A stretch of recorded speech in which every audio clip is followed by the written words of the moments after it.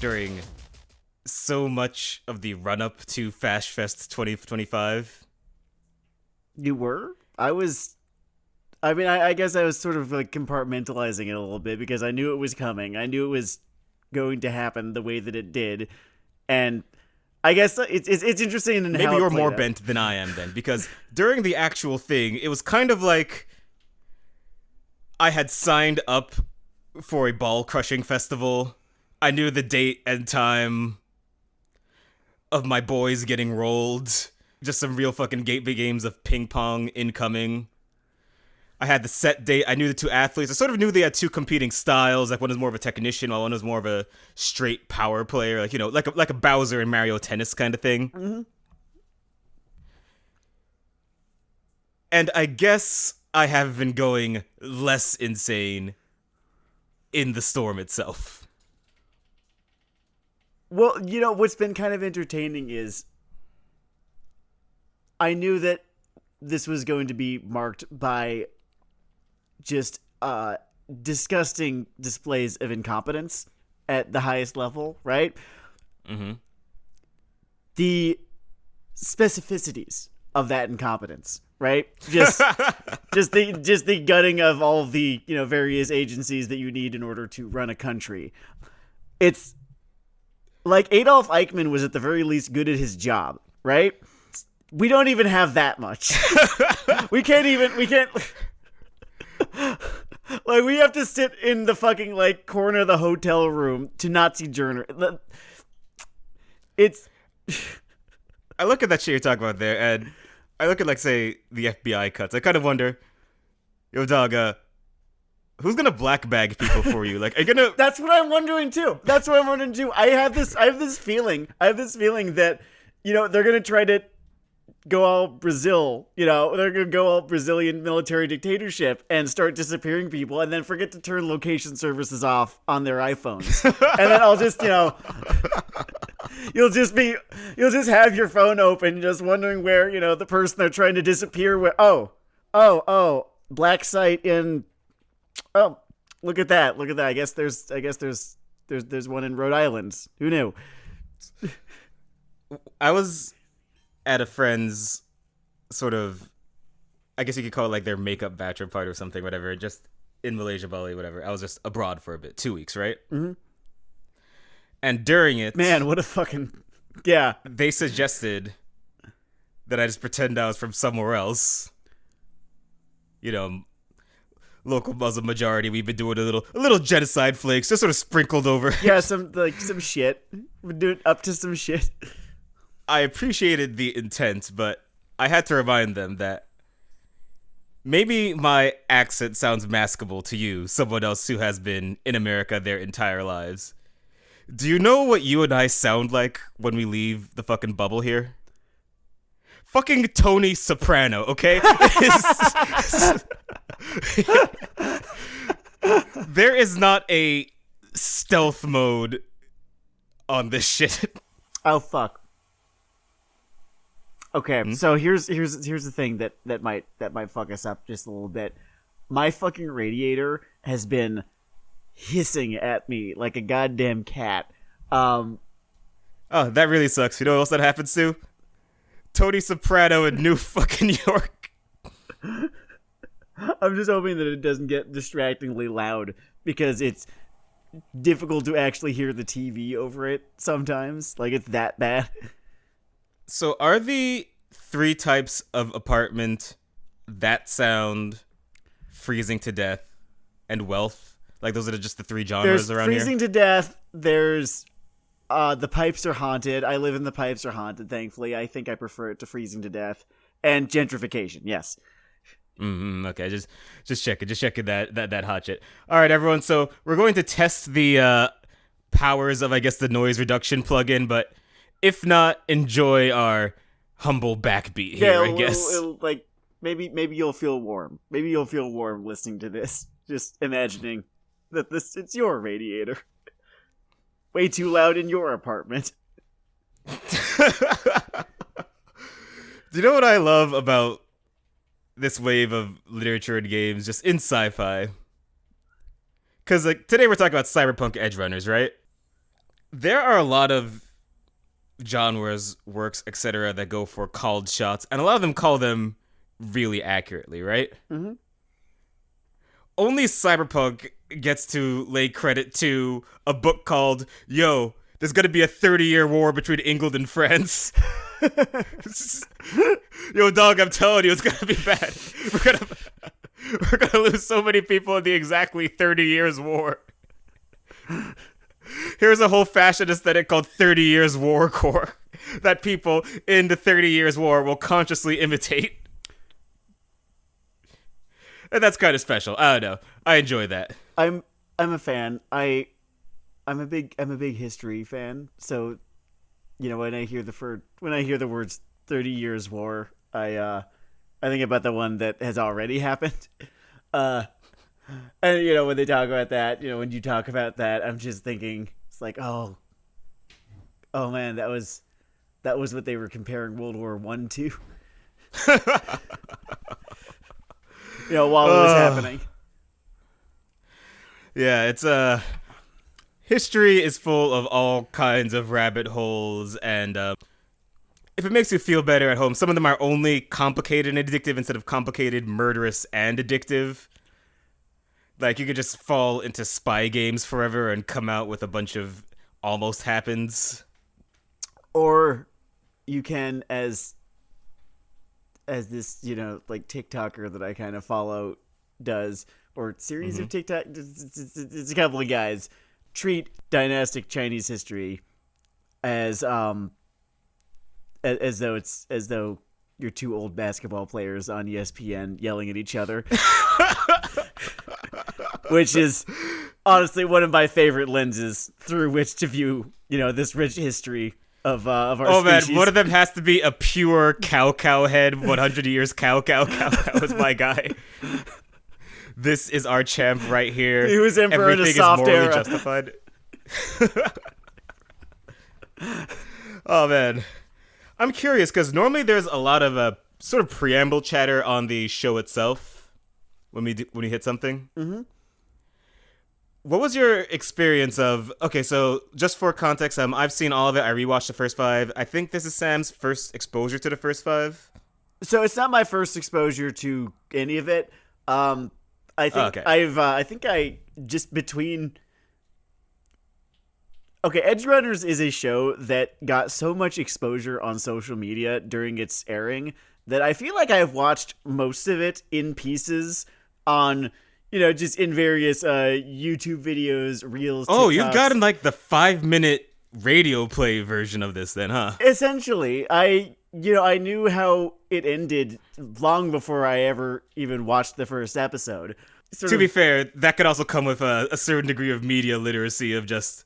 Oh no, oh yeah, you're like, I don't know you. You didn't show up in the game. My only point of fucking comparison is the time, this is way back when, still one of my favorite Gundam shows, period, is when I could say it's aged well for me. We did Iron-Blooded Orphans 1,000 years ago, and just when we heard the closing theme, where the first 2 lyrics are as maudlinly shouted as possible, the words orphans, tears.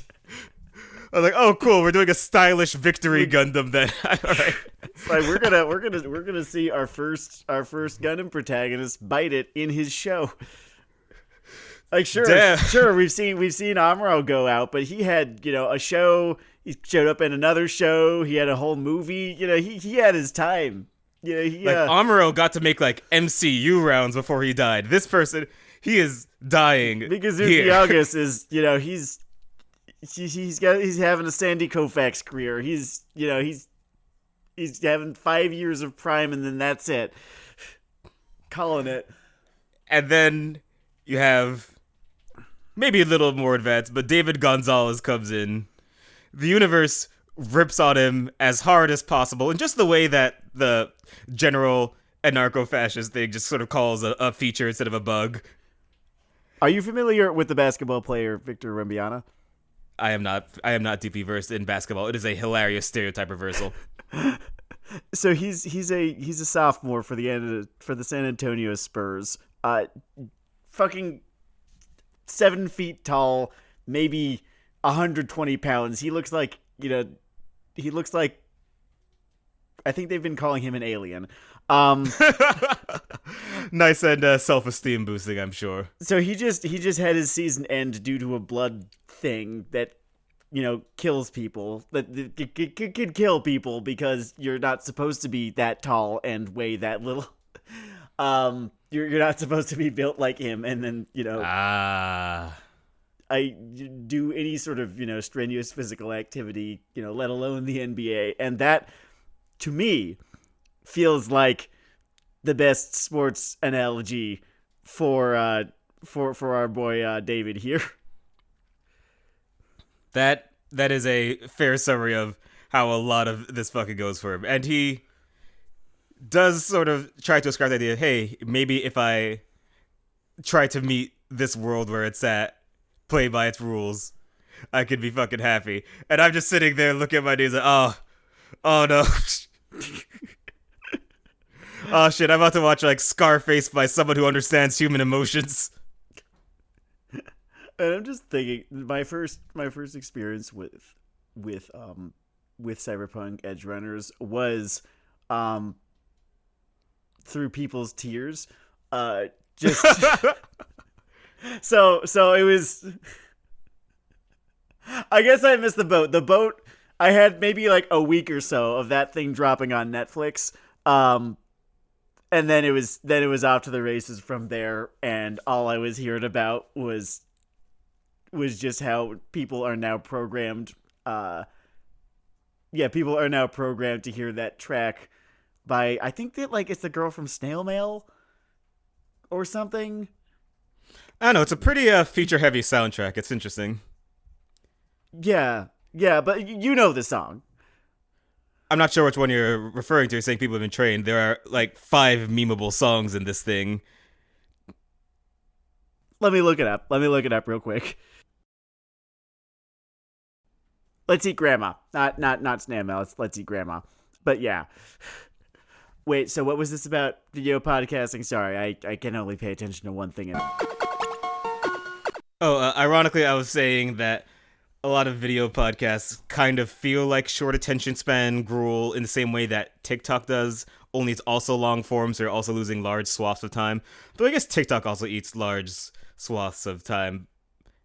Well, yeah, it's like either death by 1,000 cuts or death by, big fucking hairy ape, ripping you apart and killing you and eating you. Speaking of that anime-ass image, I think one kind of great... I don't even know if I'm joking here or not. But this is Trigger, right? This is Trigger, yeah. Associated so closely with shows where people punch through space, make the exact change they want in the world. Here we go, kids. Everything's gonna be alright. Maybe people were primed... They were primed to expect a different outcome than the one we got. Like, maybe people were hoping for... I'm not calling them idiots. I'm saying this is like almost a sub-psychological problem. Like, we all saw a brand new animal. People were hoping for David to close his eyes and say, if we all cyberpunk together... One of my favorite things to come of Edgerunners is montages of dudes finding Atom Smasher in the game and killing him, and just finding new creative ways of killing Atom Smasher. Like these are long videos. These are 15-minute long YouTube videos. So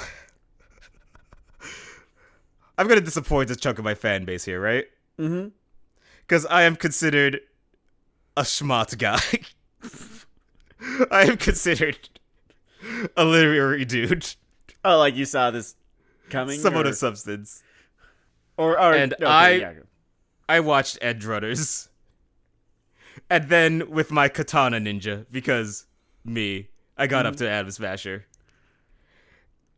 And I don't really drop many N-bombs rap style in my day-to-day life. I'm not that guy.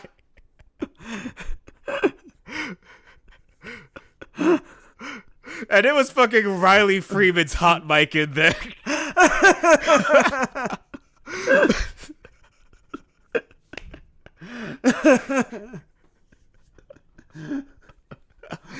What would the name of what would the name of Adam Smasher's offspring be? Like Quark Smashers? Quark Smasher? Quark Smash, yeah. Dear Quark, I'm Gluon sorry Smasher. that man is your father. I'm sorry that man was your father. Was your father.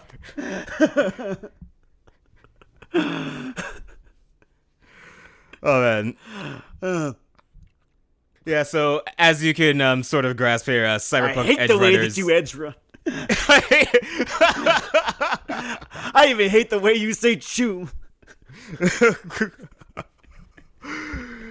Sorry, It's impossible to get the Kendrick out of your head. You know, I was there. I watched the Super Bowl live this year. It's the first time in a couple of years.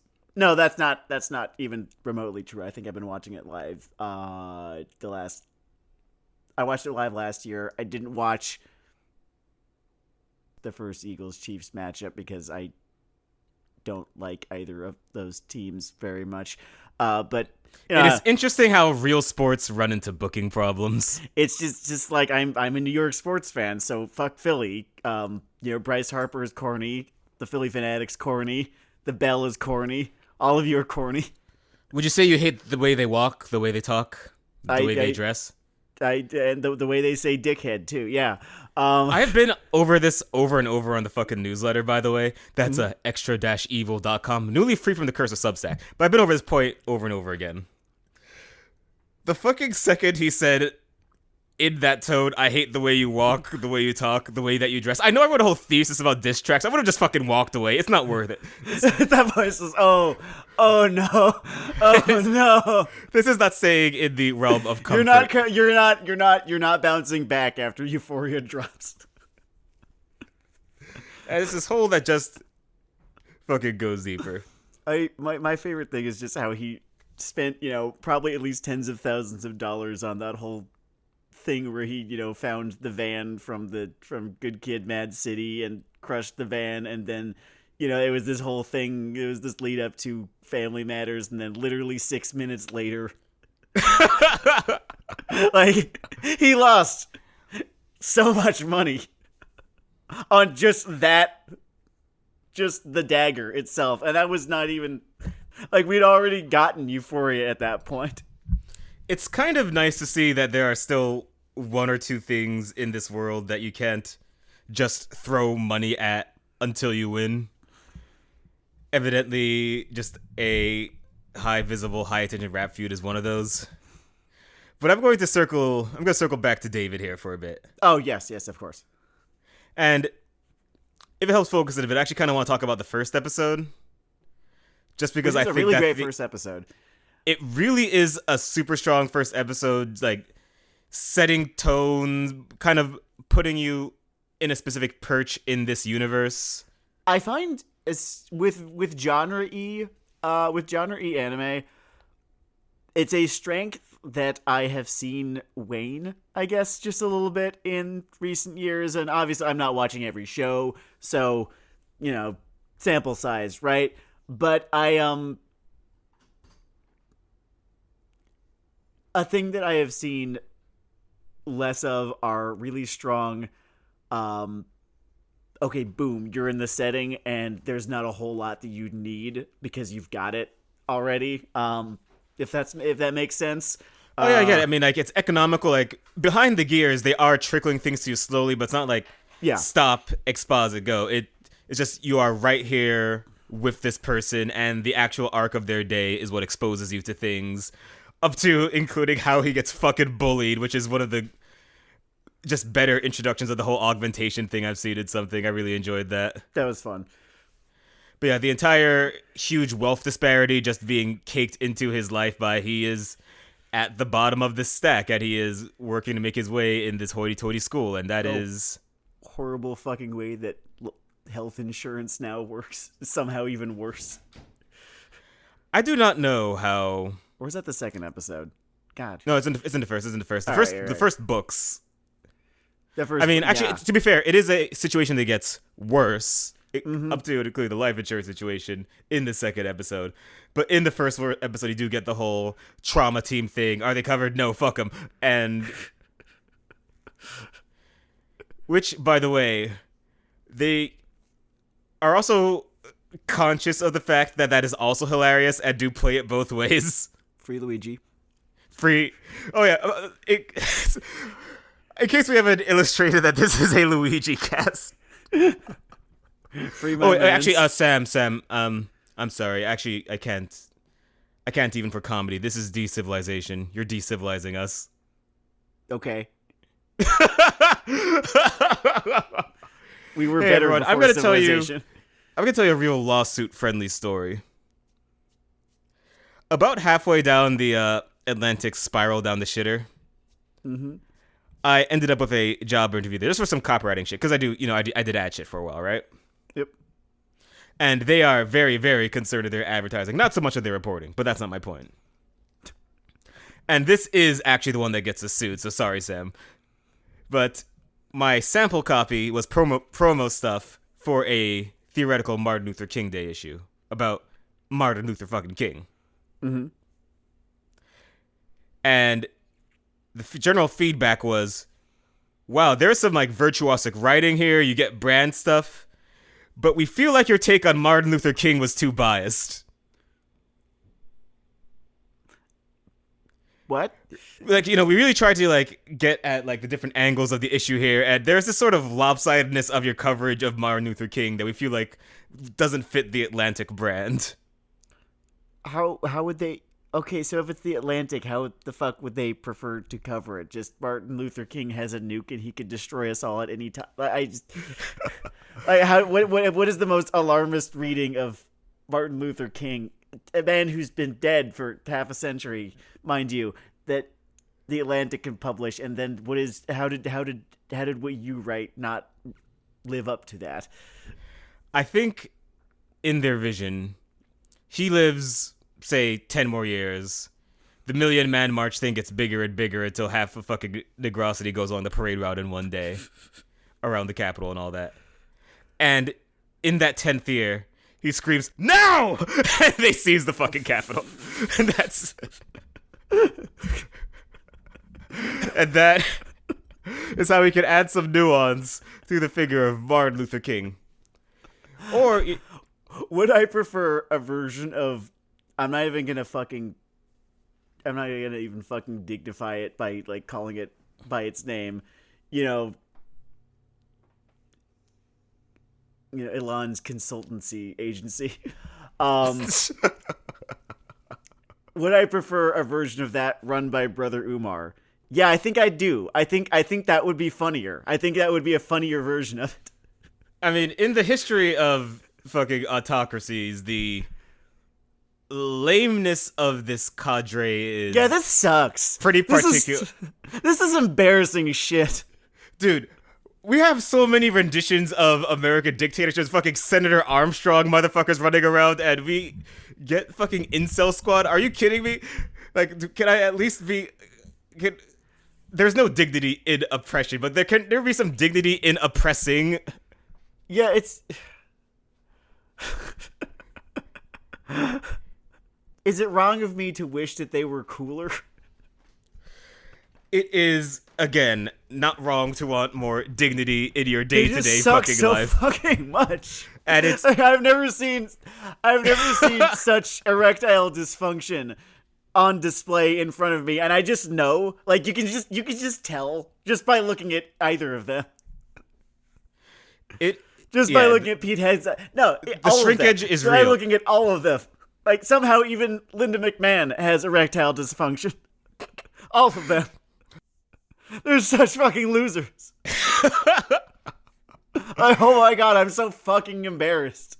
Well, you see, the reason Linda also has that stink is, the rest of them have, like, this cuckold aura or cuckold vibes, whereas we literally watched her get whittled on television on a weekly basis. Like, we just knew her I think I have seen her fall to the pedigree. Yeah, I believe. That's a whole thing. So this first episode of Cyberpunk Edgerunners is also, as you can imagine, I kind of picked it because it's a...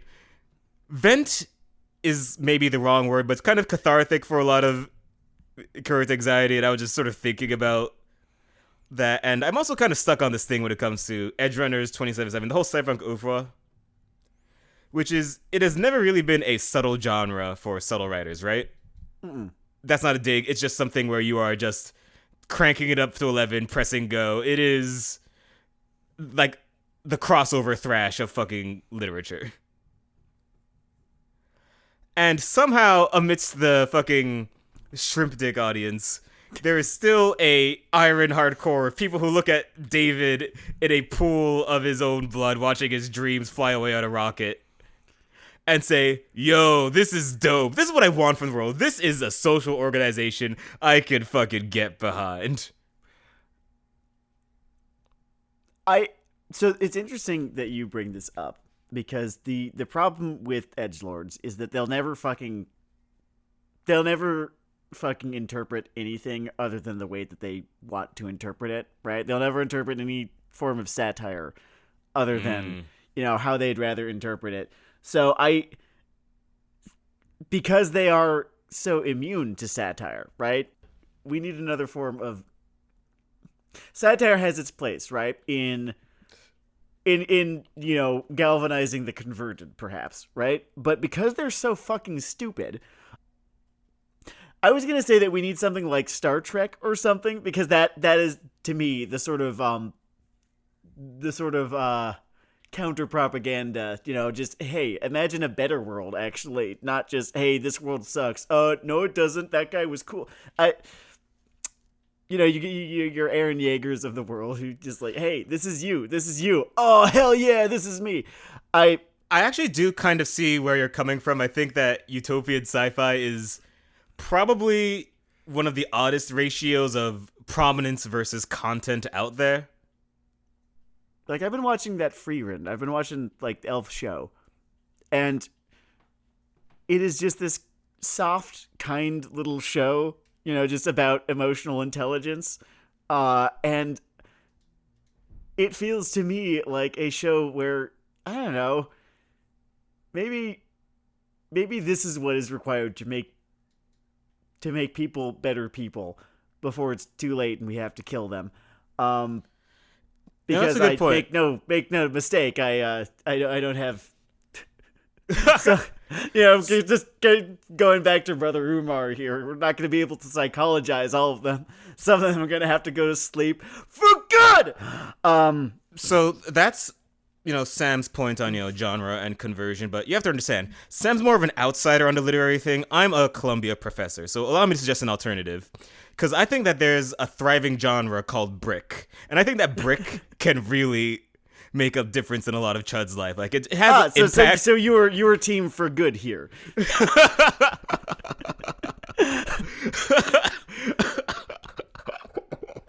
Okay, to seriously engage your point, though, I think that there is something to be said for utopian fiction as far as polemic value goes. I also kind of run on a personal theory of satire where it's sort of more, I tend to think of satire as more ameliorative or inward facing. I don't think it really makes the mad less mad. I think it kind of helps people that are suffering with the present moment. Yeah, absolutely. Like I'm saying, it's a thing that it is a tool that can and should be used for its purpose. The one thing is that if people expect it to do something that it is not really designed to do, then they're always going to be disappointed. Like, there's no satire so clever that it is going to reverse the sunk cost fallacy that, the nation's chuds are, have made up their mind on already. Only a brick can deal with that. And that utopian fiction that I'm talking about, that's an ounce of prevention right there. That's an ounce of prevention. I guess I'm looking more at penicillin over here. Oh, man. Returning to, again, this first, well, I guess another thing I want to talk about when it comes to this first episode, by the way, is that just having specifically lost a parent in sort of this health-related scenario, I was impressed by how close to home things felt. And it felt resonant and intelligent, and I could lay my arm on Trigger's shoulder and say, I will only make 202 jokes a year after this. Down from what? Like a borderline reflex. It was really funny how dedicated they were to like a lab-grown waifu of the 02 thing. That was... I feel like we've had a really good run of lab-grown waifus. Ironically, if you want to talk about this show with lab-grown waifus, this one is if you took a lab-grown waifu and just... We have two. We got two of them. We two got of them, a twofer in this one. And put a bunch of post-human shit in them, and they wake up and say, I didn't ask for this.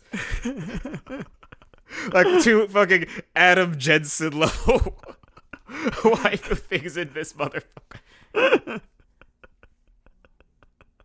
My favorite game to play is just to Google best girl on Google Images and see who's at the top at the moment. Great. It's pretty fantastic because I remember the first time I did it, it was Araraka at the top. There's no way that it's still... Let me do it right now. What a run. Yeah, she had quite a run. I think she got knocked out by Mai Sakurajima, actually. Now that I'm thinking about it, I think Mai Sakurajima was the one who... Was that Bunny Girl Senpai? Bunny Girl Senpai, yeah. And correct, yes, she is. Understand, like, Mai Sakurajima is... You could just fucking hear the Lesnar music hit. Oh my god, she's still at the top. Mai Sakurajima is still the first fucking result when I Google best girl. Holy shit, the GOAT. Dude, the fucking GOAT. Fucking aliens are going to think that we had a cult dedicated to Mai Sakurajima. And they're going to be right. They need to watch Bunny Girl Senpai. They don't understand. They won't if they don't. Dear aliens, please ignore Doge and watch Bunny Girl Senpai. Bunny Girl Senpai. Oh man. Araraka is nowhere near the top anymore. I'm scrolling down. I've been scrolling for a second here. I don't even see her anymore. Man, people were that wiped out by fucking Deku becoming a salaryman. I saw Aqua first. Aqua. She's the worst girl. Everyone knows this. Oh, There's no argument. It really says a lot for that show's sense of slapstick that I enjoy it despite embracing so many things that are just like sandpaper on my fucking balls. I think that's an achievement. Like, everyone should have a little award for best thing I should hate. Yes. And Konosuba is really, really claiming some of that ground for me. As for the whole dual best girl thing in Cyberpunk Edgerunners, yes. And I am glad that it used our weird fucking modern tendencies to only further more tragedy.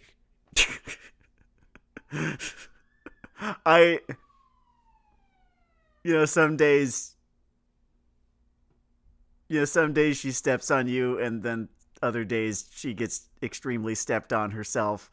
And, that's just, it like, not just stepped on, I mean, like, stepped like by the system not the and hot fate kind, and God. not the hot kind, by Adam Smasher, by specifically one dude.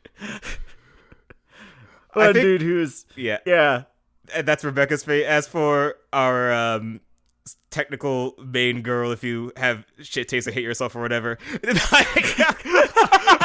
Oh, so we're in agreement here. We're in agreement here on who actually is best girl. Fucking blowout, but not the point. They're both fine. They're both fine fictional characters. But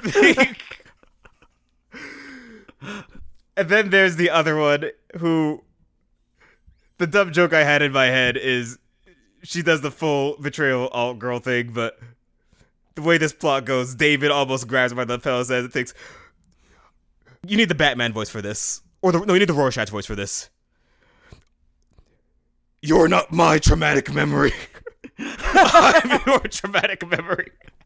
And then he just fucking starts blasting fucking mods. I respect it. I respect the route that David took here, because there was no happy ending to this, right? There was no happy ending here. Probably it was going to be one of them. It might have just been both of them. And instead, he just underlined 4 times, me. Me. Yeah, no, I have to give him his props for that. That's I probably do the same thing. His arc is about it. very well realized. They're good at pacing things out where each beat makes sense. The show's version of the sort of one of the scenes in Breaking Bad that people always come back to for good reason, it's a good scene, is Walter White at that party turning down that check as one of the better executions of this is the point where you could turn back. Mm-hmm. And the entire... It's kind of a fake out because it's kind of a trap so they can turn him into a guinea pig. But as far as his understanding situation goes, he has this moment where he can turn back where they say, hey, want to come back to school, eventually work your way up to a corpo, not die in the streets. And then, we get the two quotes, to quote the single line from the guy from System Shock 2. Nah. And it's really excellent business. It's really excellent business. I guess I would be remiss if we're talking about... I guess we're talking about the whole show, not just the first part at this point. Yeah, it seems like we're talking about the whole show. I've seen the whole show. You've seen the whole show.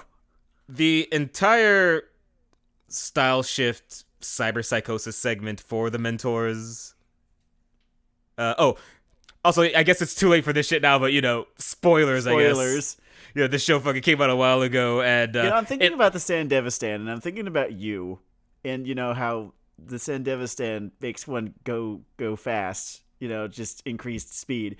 What's it like seeing my fucking death in this show? Yeah, no, it's... And...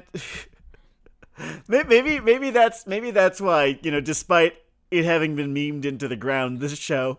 Yeah, there's just like there's a little bit of anxious tightness in my chest, just watching David just race very, very, very fast, very, very quickly, very, very extreme alacrity, towards his pretty violent end. So it's like, man, Denard would totally fucking do this. Listen. I don't really appreciate being like projected onto this mommy issues guy, convinced if he just goes a little faster, a little harder, it's going to work out. And there's an alt girl involved too, so like it's honest to God, they couldn't have picked a more. Okay, fuck off. I have only ruined my life chasing that dragon like 6 times. That's not even double digits. That is, if this was a scientific study, that would be a statistically irrelevant number of times.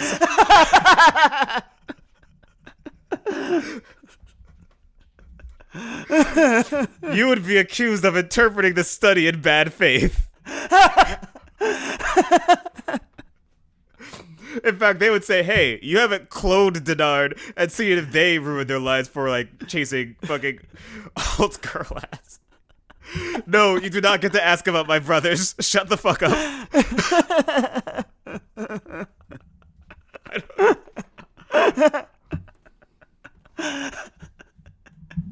It's just...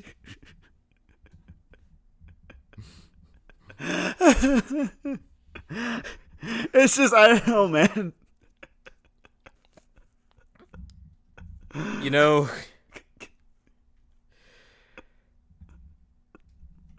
It lends me clarity. Because when I'm evaluating things, I can at least look at it and say, oh, this is a Formation 3 mistake. That's David Future there. Don't do that one. Don't do that.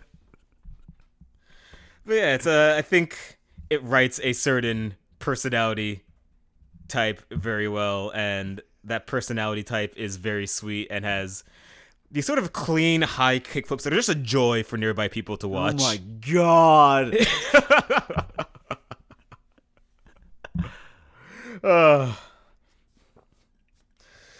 Man. I get it. I do. I do get it. I do. I absolutely do get it. I'm up to Whole Cake Island now, right? Mm-hmm. And, just dude who really likes to cook, with really, really quite terrible, shitty dad and bonds with his mom over the cooking thing. Oh man, that's gotta be some and bizarre also shit. is a total fucking horn dog simp. I get it. I do. I absolutely do. It's I think people just want to be seen in art. Maybe that's the real lesson of Cyberpunk Edgerunners. Okay, it's a lesson that just the entire hyper-capitalist thing is a fucking doom spiral aimed directly at the moon, but it's actually kind of interesting that we have not already, you and I have not really dished about Edgerunners sooner. Just given how much of a Denard show it is, it feels like one of those things like X-Men 97. Oh, yeah. Like one of those things where there's almost like a countdown or a loading screen to us getting to it. Exactly, yeah. It is kind of crazy. I mean, you could, I guess, in a way, blame the crush of media. There is so much good and so much bad, and in this world that, takes us from our Swords of the Strangers to our soccer shows. Maybe just got lost in the shuffle. We could still do it. We could still watch the soccer show. We could still do it. And I don't recommend. And there's always garbage. I think there's a show where people fight with their asses. We never did. We could do that instead. But it's like swimming, but they slam butts together, and if you get ringed out, you lose. Oh, that's fucking. What? There are realms beyond soccer show. You don't have to do soccer show. I totally get it if you're not feeling it. We probably should, on the good end, actually get to freer end, though. You had a point with that. I think it warrants discussion, but Jesus fucking Christ. Every season I'm surprised. Every season I'm surprised by whatever weird shit they can come up with. Oh, dude. Fucking... When targeted marketing collides with fetish shit, the generator just spirals outwards. That it kind of, I guess it's like this eternally moving window, right? Yeah, I mean, when we did 2.5D, right? That was not necessarily a wake-up call, but it was such a perfect little encapsulation of what I'm talking about. Just this particular weird fucking niche. Well, no, it's not actually. It's not. But that is whatever the fuck it is you just mentioned. That is, and something I'm sure that the two of us have watched. Man, there's actually quite a back catalog. Dude, we are. This show, we've been doing this for a while. Yeah, this is episode 110. Like, we could lie, change dates on all the episodes, and tell people we never went on hiatus. We could if we knew how to. So, if you knew how to. I do know how to. It is not worth the gag, especially because Clown Bushido would demand that I change it back at some fucking point. Yeah, it's that feels like a couple hours that you could spend doing, most other things, any other things. Almost anything else. I'm supposed to summon a third book from the Rift at some point. We'll see how that shit goes. I would ask. Oh, fuck. No, you've told me what it's going to be about. Mm-hmm. And it was like... Oh, shit. Something I have not been doing on this show. I'm going to start doing it so you don't fucking kill me. Oh. Plugging.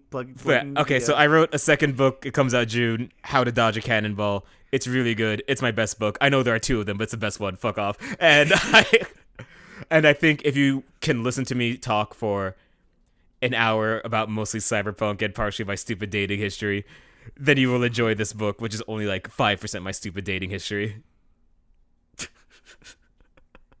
I didn't even know that it made it in there. I have not read the version that is being released this June, but oh right, yeah. Sam has been through versions of Cannonball, as you can see. His reflexive, what'd you call it? Reflexive honesty. His hard edge has not come out on mention of it. Believe me, when I release like my version of fucking God, what's the new fucking album called? The new Eminem album with Houdini. Oh. Is the death when I release my Death of Slim Shady and I try to jump on a podcast, he's gonna go like, it's gonna be pretty tangible. This is not that one. Okay, plug complete. all right. Fantastic. While we're at a sort of a transition-y kind of point, would you mind if I took like 5-6-ish minutes or so to feed Gemma and go to the bathroom? I have been sipping this gigantic water bottle for the entire 48 minutes that we've been recording. Yeah, go for it. Okay, back. Oh, I fucking love feeding my dog because she makes the most horrible fucking noises afterwards. During and after. Oh, the sort of car carburetor sounds that Gemma makes? Yeah, it's like... And they all do that. That's like the best thing. Like I'll watch videos online of bull terriers getting fed like a spoonful of peanut butter or something like that, and they will like to a fucking man. They just go. So every bull terrier sounds like someone dropped a bottle cap in an engine. Yes, it's great. It's like my favorite fucking thing. Morgan claims that it's like the most disgusting noise, and I'm like, yeah, that's why it's so great. Oh, hello, baby. She's come over to the other side of the couch to be my I guess guest host for Fair enough. What does Gemma think of the action choreography in Cyberpunk Edgerunners? What do you think? I'm holding the mic up to her. Come on, make with the piggy noises. Come on. Are you telling me that the first time we have enough. wanted to add a piggy noise to the fucking podcast? She's not doing it. Yeah, I'm kind of pissed off right now. Gemma, come on, do it. What kind of prima donna bullshit is this? What? It's not Gemma's fucking contract. There we go. Yeah. Yeah. Fair enough. Yeah. Okay. It's almost easy to miss in a discussion of the show just because you kind of take it for granted from Trigger, but I think it is well worth saying that they do it very well. It very well. And actually, when it comes to art, forms, and animation on the show, the one thing I did really want to get to is the entire sequence where Cyber Psychosis sets in on his mentor. Just atomic chef's kiss for that. I love that one. Oh god, do I have a favorite? I'll have to think harder about that because it's not a thing that was as on my mind as just everything else kind of going on with the show, especially Rebecca. I'm gonna be honest with you here. There are animation gags reserved for fucking Rebecca. That's pretty amusing. Pretty fantastic. She's Revy, right? You know, like obviously, you know, the DNA is there, and so I'm like, oh man, well, if we're never getting a third season of Black Lagoon, then at the very least, I've got Rebecca. Oh no. Oh no. I live in the forest of Cope. I'm hunting game in the forest of Cope. Because you know that Revy's probably doomed in Black Lagoon too. Like I'm pretty sure they both are. It seems like the trajectory. I'm sure it'll be a fascinating ride, but damn. Yeah. So the thing with, you know, Trigger and, you know, the team, you know, just you go all the way back to Gurren Lagann, right? I know it's Gurren Lagann, but for whatever reason, I must put the emphasis on the second syllable. It just sounds more correct. I don't even care that it's not. Is that they always have some fun, I don't know, some fun little thing that they bring to the, some fun little animation thing that they bring to the fight choreography or just the, you know, action, animation. And, you know, the most prominent one that they did for this show was, of course, just how they animate the Sandevistan and how they animate it working and doing its whole thing. Oh yeah, the 70s disco Sandevistan effect is really enjoyable. Well, chef's kiss, as you were saying, yeah. Yeah. Fuck it. I don't know who the fuck Adam Smasher thinks he is. A rudimentary augmentation. Man, fuck off. Fuck you. Fuck you. I go fast. I have 2 Porsches. And then coming a month later, like a mental patient into the fucking video games, like, oh, this nigga right here, oh, I'm coming. Super normal behavior, everyone. It's very righteous. But anyway, so Sam, a controversial question. What is that question? Would you recommend Cyberpunk Edgerunners? Like, yeah. It's like it's not even like that much of a commitment. I rewatched it, what you pinged me on Wednesday, like Tuesday, Wednesday, it's Saturday right now. It's definitely worth saying that Edgerunners, it's 10 it's episodes. Not even a full course, 10 episodes, yeah. They're like 23 minutes long, but it goes right by, and it uses the time well. It uses your time well. Watch. I think the only thing that's been a faster watch, which is fun given how long it has been Free Run, which next episode we should get to Free Run.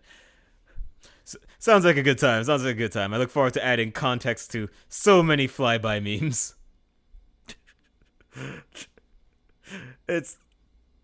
There were a lot of them. I had no idea what the fuck they were talking about. Like this show, I understood what they were talking about with the memes. Free Run was so goddamn mysterious to me until I watched the thing. Anyway, everyone, this is Weeaboo Hell. It was Weeaboo. Well, it is Weeaboo Hell. We definitely not going to be Weeaboo Heaven. And hey, that's for goddamn sure. The way we get through this is reaching out to people in our lives. And if you know an abandoned male in your life who has just sort of fallen into the call, smack the fucking shit out of him. All right. Peace.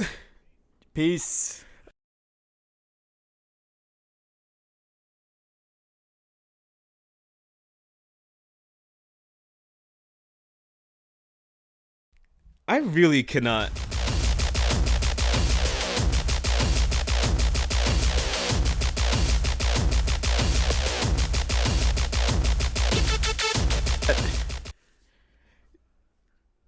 Attention span gruel feel that TikTok has in short form, only it's also long form, so while having that feel, it also eats your fucking time.